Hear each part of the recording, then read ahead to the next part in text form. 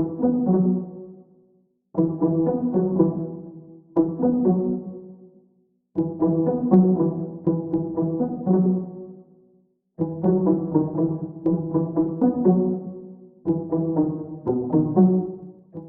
tolo-batana sy ny ovafo tamin'iny andro ny afako maliny ireto dahalo raindany misa 5 ka ny pitsipitsony mahakasika an'izay no fakafakena amintsika ato anatin'ity video ity ka manasantsika rehetra anaraka an'ity video ity hatramin'ny farany azadino ny milaiky ny video antsika ary tsarovatra hatrany ny miabone amin'ny chaîne antsika mba ahafahanareo manaraka tsy tapaka ny video zay lefa nahita isan'andro tsy ampendela moa isika fa avy hatrany tonga dia vavany ndao ary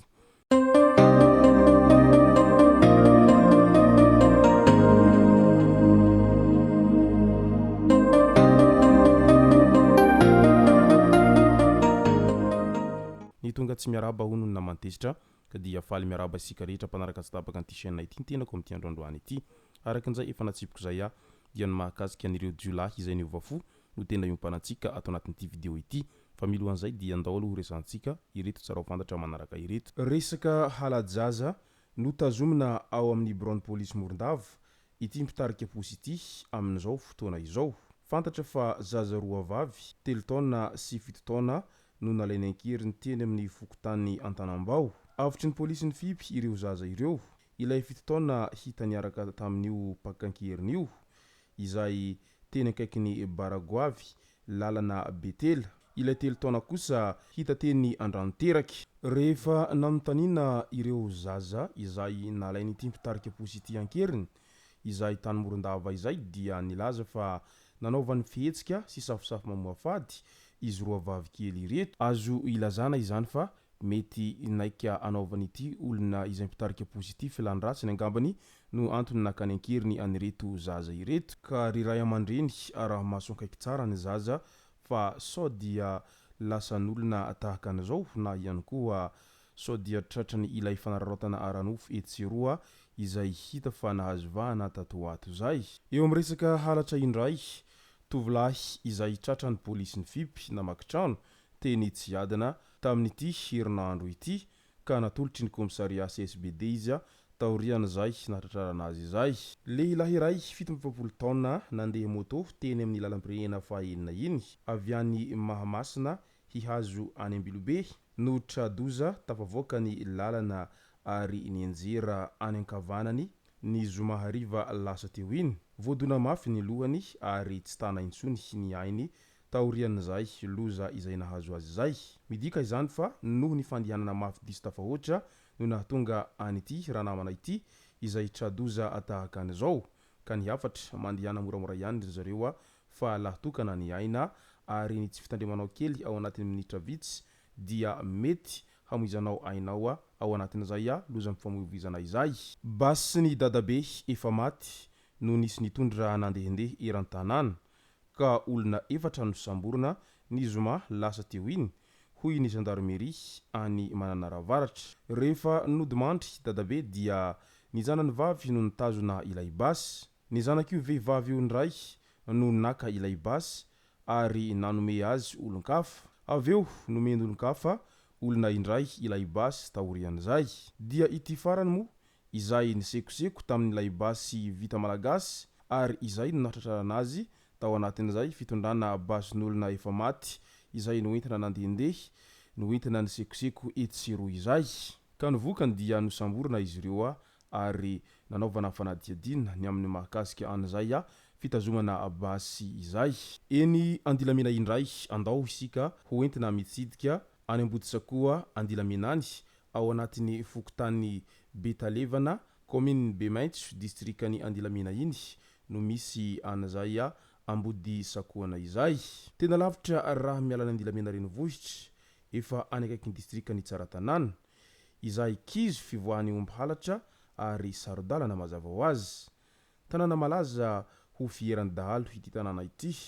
vao marina tokoa fa tsy misy manao andro masom-pokon'olona ireo vahoaka tsy miray hina fa samy maka ho azy ny isan-tokantrano sambany ho ireo ray aman-dreny tao an-tanàna ny alahady lasa teo iny no nisy komandy ny kompania izay tonga tamin'izy ireo nampianatra nampandray andraikitra nanentana sy nanitsy izay tokony ahitsy nomena anireo mponina ny laharana ahazonany zandary nanao latsabato miafina izy ireo namoahana ny anaran'ireo olon-dratsy izay raindahiny amin'izay halatromby any an-toerana izay midika izany fa noho ny tsy fandraisana ndraikitra izay ataon'ireo mponina ao an-tanàna sy ny tsy firaisan-kinan'izy ireo izay no mahatonga ny asandahalo amin'ity tanàna ity no mahazo vahana tahaka an'izao satria tsy misy ny mba fikaondoha amin'izay fanentanana ny amin'ny famongorana ny asanjolahy izay fa samy mijerijery fotsiny ka lasa mahazo vahana tsy misy to azy ny asanjolahy eo miresaka halatromby amin'ity tanàna ity ao anatiny izay asanjolahy izay atrany ny tolobatana sy ny ovafo tamin'iny andro ny afako maliny ireto dahalo raindany izay misa dimy antsoina hoe kafotsy mahatsiaromena razafy tsirevo sy bedada ireto tao amin'ny komina lazarivo distrikany betioky atsimo iny mo no nisy an'ity trangana dahalo ny ovafo ity nanaiky teo masony vahoaka sy ny manam-pahefana izy ireo fa tsy hangalatra sy tsy hanao asa ratsy intsony ka nanao fombandrazana titika izy ireo tao anatin'izay nitendrena ho isan'ny kalony na voromahery izy reto ka manomboka izao dia hiaraka hiasa amin'ny mpitandro ny filaminana sy ny vahoaka izy ireo izao vokatra izao no azo dia noho ny hetsika fampandrian-tany izay nataon'ny zandary sy ny fiarah-miasan'ny kompania Gène Ampany Ouest miaraka amin'ny vahoaka sy ny manam-pahefana maromaroa tahaka an'ireto dahalo izay ny ovafo ireto amin'izay mantsy mba ho moramora ny hamongorana an'izay resaka asan-dahalo izay midika izay fa tena miezaka manao aintso zavatra ihany ny mpitandro ny filaminana indrindra fa amin'iny faritra atsimony nosiny izay voalaza fa tena isan'ny faritra mena amin'izay resaka asan-dahalo izay indrindra eo amin'ny resaka fandrobana sy ny fangalarana ombon'olona any an-toeranany ary tsy vitsy amin'ireo mponina no tena mitaraina mafy amin'izay afitsoko ny asan-dahalo etsero izay satria mahatsiaro miaina ao anatin'ny tebiteby lava izy ireo ary sahirana izy ireo eo amin'ny resaka fiarina satria matahotra lava foana sao dia misy handroba na ihany koa sao dia misy hanafika eo indray ka eo indrindra no mahatonga an'ireo mponina izay matetika no manao antsoavo amin'ny mpitondra fanjakana sy ny mpitandro ny filaminana amin'izay mba hamongorana hatramin'ny fakany ny asan-dahalo izay